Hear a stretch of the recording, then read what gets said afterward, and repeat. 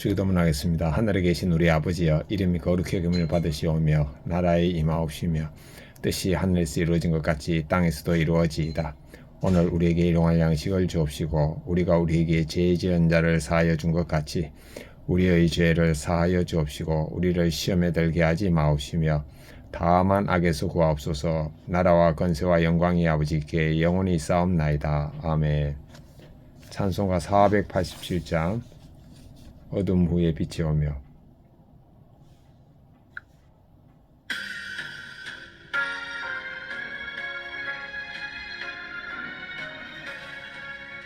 어둠 후에 빛이 오며 바람 분 후에 잔잔하고 소나기 후에 햇빛 나며 수고한 후에 쉼이 있네.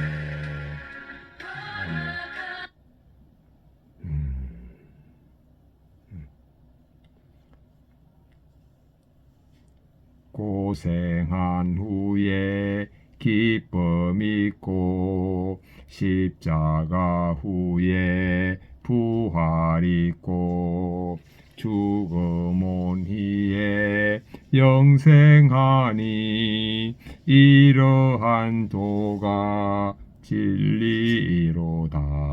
아멘.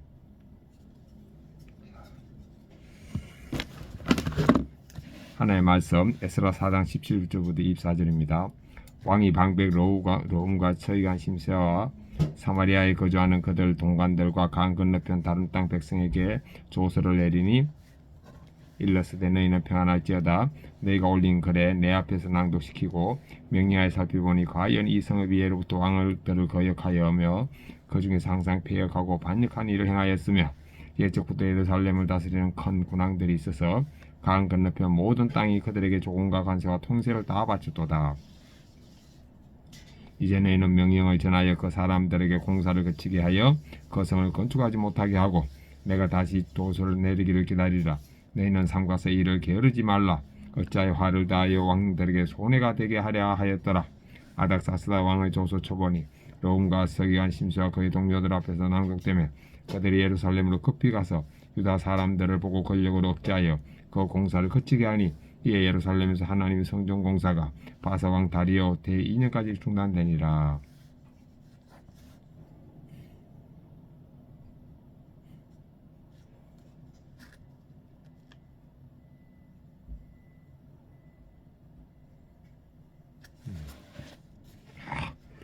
묵상하겠습니다.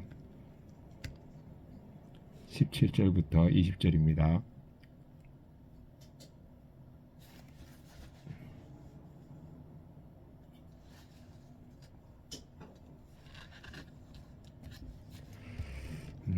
아닥사스다 왕이 성전 건축을 방해하는 러훔 등의 상소를 받고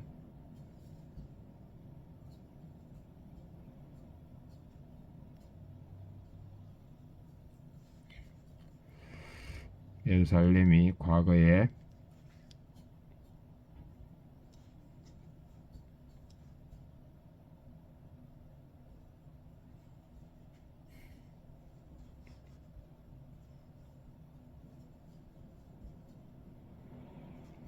반역하는 일이 있었다고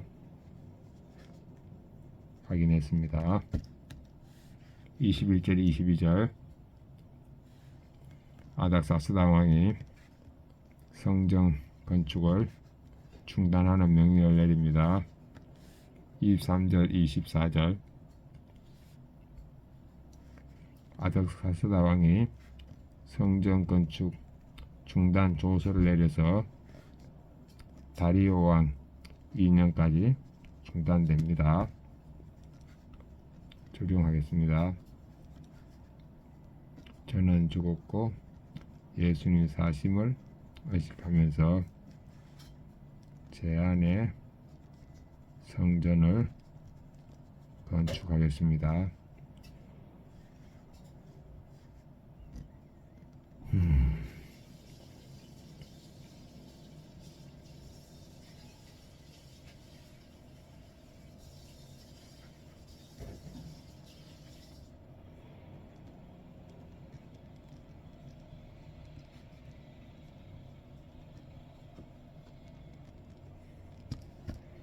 두 번째, 왼손은 주먹을 쥐고 십자가에 물고 있음을 의식하고 오른손은 주먹을 쥐고 예수님과 손잡고 있음을 의식하겠습니다.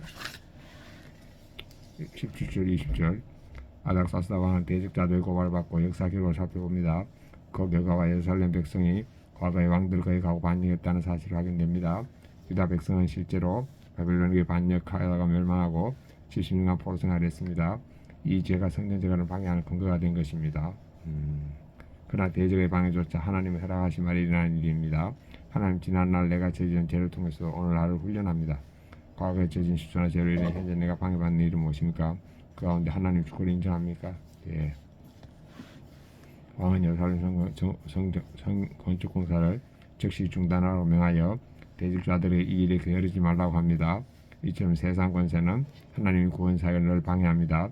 그러나 중요한 점은 이 중단 명령도 영원하지 않다는 것입니다. 왕은 내가 다시 조선 내리기를 기다리라고 합니다. 하나님은 때가 되면 다시 문을 열어 사역을 재개하게 하십니다. 그러므로 성도는 대적의 방해도 낙심하지 말고 하나님의 때를 신뢰하며 인내해야 합니다. 하나님의 일을 감당하다가 방해받고 중단되었습니까?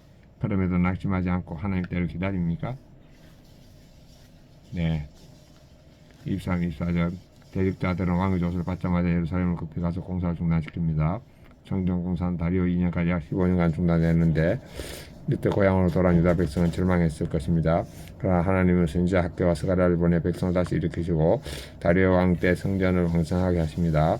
하나님의 구원 계획은 세상의 방해로 좌절되지 않습니다. 중단된 사역도 하나님 섭리 안에 있습니다. 나에게 중단된 사역이나 잘된 꿈이 있습니까?